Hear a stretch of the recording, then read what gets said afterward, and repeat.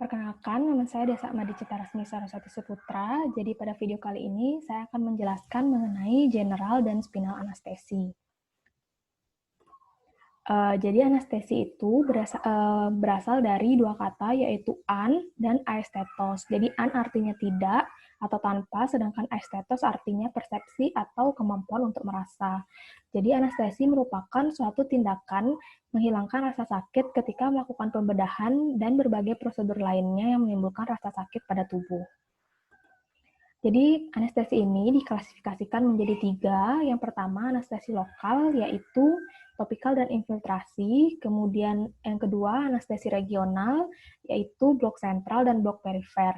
Untuk yang termasuk blok sentral adalah blok spinal dan blok epidural, sedangkan yang termasuk blok perifer adalah blok plexus brachialis dan blok regional intravena. Kemudian yang ketiga adalah anestesi umum, di mana untuk anestesi umum ini terdiri dari anestesi umum intravena, inhalasi, dan anestesi imbang. Yang pertama, saya akan mulai dengan general anestesi. Jadi general anestesi merupakan suatu keadaan tidak sadar yang bersifat sementara yang diikuti oleh hilangnya rasa nyeri di seluruh tubuh akibat pemberian obat anestesia. Jadi pada general anestesi ini dikenal trias anestesi, yaitu hipnotonika atau hilangnya kesadaran, kemudian analgesia atau tidak dirasakannya sakit atau nyeri, kemudian yang ketiga adalah relaksasi dari otot-otot skeletal. Untuk stadium anestesi itu ada 4. Jadi yang pertama adalah stadium analgesia, di mana dimulai dari saat pemberian zat anestetik sampai hilangnya kesadaran. Kemudian yang kedua adalah stadium delirium atau eksitasi yang dimulai dari hilangnya kesadaran dan refleks bulu mata sampai pernafasan teratur kembali. Kemudian untuk yang stadium 3 atau pembedahan, yaitu mulai dari teraturnya pernafasan sampai pernafasan hilang spontan.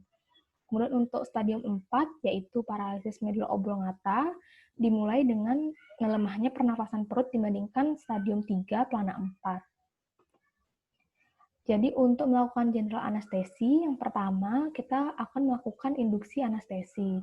Jadi yang dimaksud dengan induksi anestesi adalah saat dimasukkannya zat anestesi sampai tercapainya stadium pembedahan. Kemudian setelah itu kita melakukan pemeliharaan anestesi, yaitu mempertahankan atau memperdalam stadium anestesi setelah dilakukannya induksi. Nah, untuk induksi anestesi ini ada beberapa hal yang harus kita persiapkan. Jadi yang pertama adalah S atau scope, yaitu stetoskop dan laryngoskop. Kemudian tube, yaitu pipa endotrakeal dan LMA. Kemudian airway device seperti sungkup muka, orofaring tube. Kemudian tape atau plaster.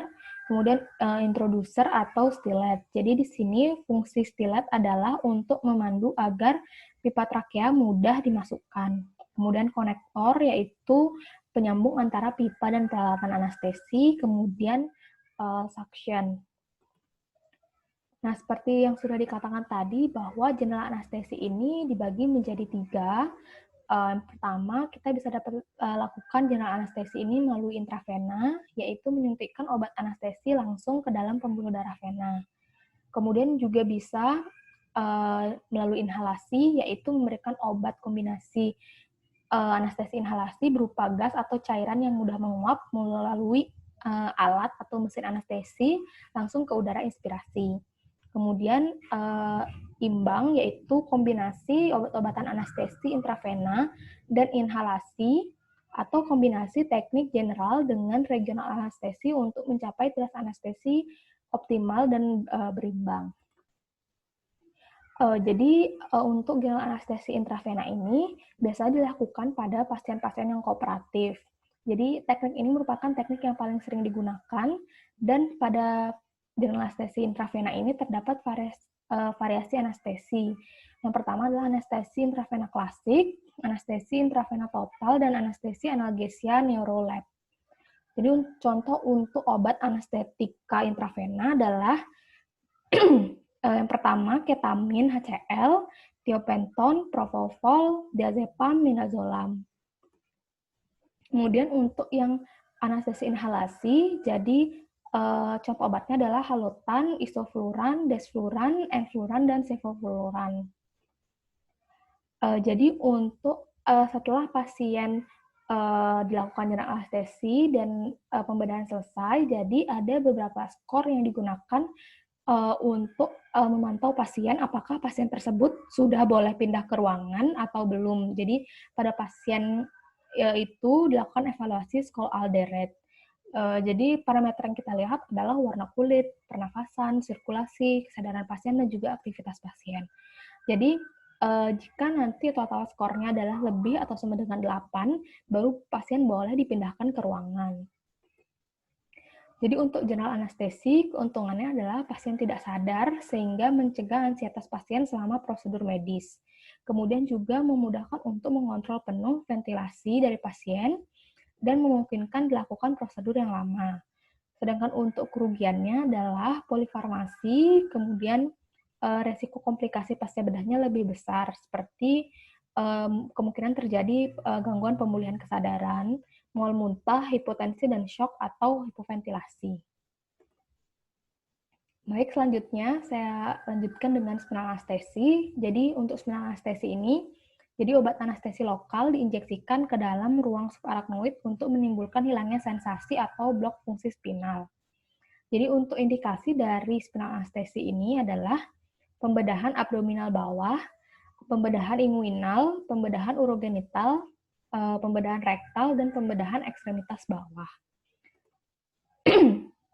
Jadi untuk spinal anestesi ini terdapat beberapa kontraindikasi. Untuk kontraindikasi absolut yaitu apabila pasien menolak, kemudian adanya infeksi pada tempat suntikan, pasien mengalami hipovolemi atau shock, kemudian pasien mengalami koagulopati atau mendapat obat antikoagulan, kemudian peningkatan tekanan intrakranial, dan fasilitas resusitasi yang minim. Sedangkan untuk kontraindikasi negatifnya adalah adanya infeksi sistemik, kelainan neurologis, kelainan psikis, bedah lama, penyakit jantung, hipovolemi ringan, dan nyeri punggung kronik. Untuk persiapan spinal anestesi, jadi yang harus dipersiapkan adalah monitor standar, kemudian obat dan alat anestesi, akses intravena, sarung tangan dan masker steril, desinfektan dan duk steril, obat anestesi lokal, jarum spinal, dan kasa penutup steril. Selanjutnya, teknik dan lokasi untuk melakukan spinal anestesi.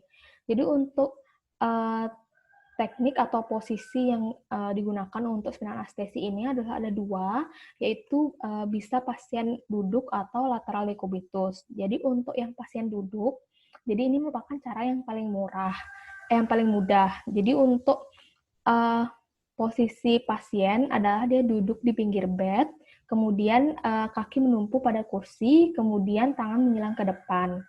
Sedangkan untuk pasien dengan posisi lateral decubitus, yaitu jadi pasien berbaring di bed dan lutut ditekuk hingga ke perut dan leher juga ditekuk ke arah dada.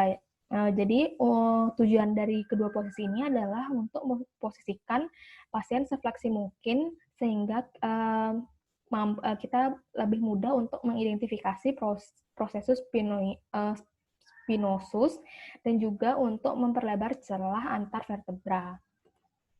Kemudian untuk jarum spinal, jadi ada dua macam jarum spinal yang bisa digunakan, yaitu jarum spinal dengan ujung tajam atau ujung bambu runcing, dan jarum spinal dengan ujung pensil.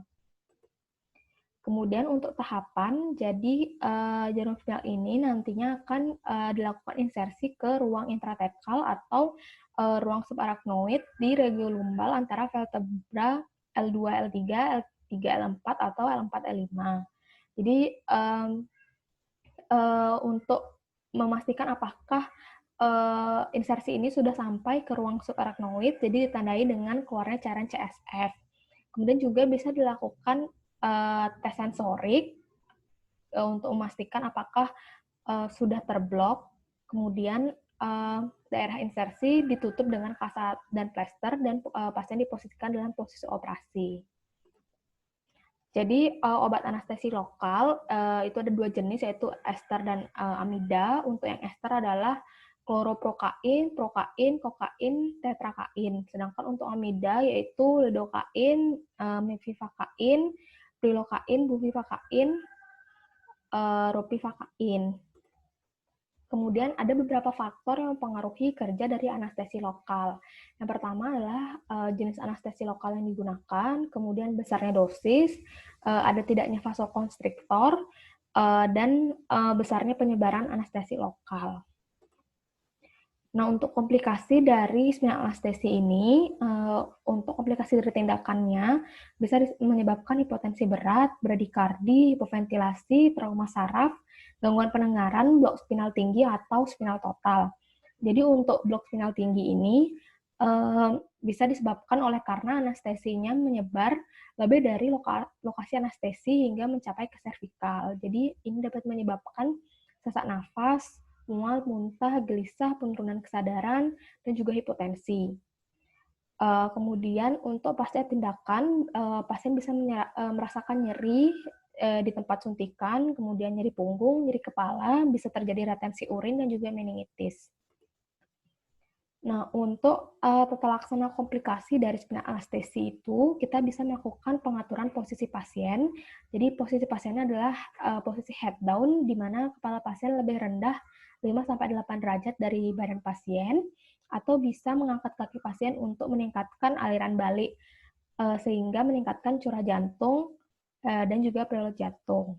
Kemudian bisa dilakukan pemberian oksigen untuk mengurangi hipoksia dan mual muntah.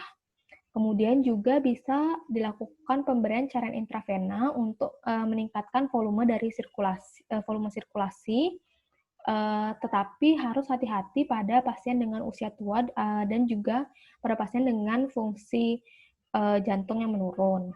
Kemudian bisa digunakan juga vasopresor. Jadi vasopresor ini adalah fungsinya untuk vasokonstriksi vena sehingga dapat meningkatkan curah jantung. Baik, sekian dari video kali ini. Semoga bisa membantu. Terima kasih.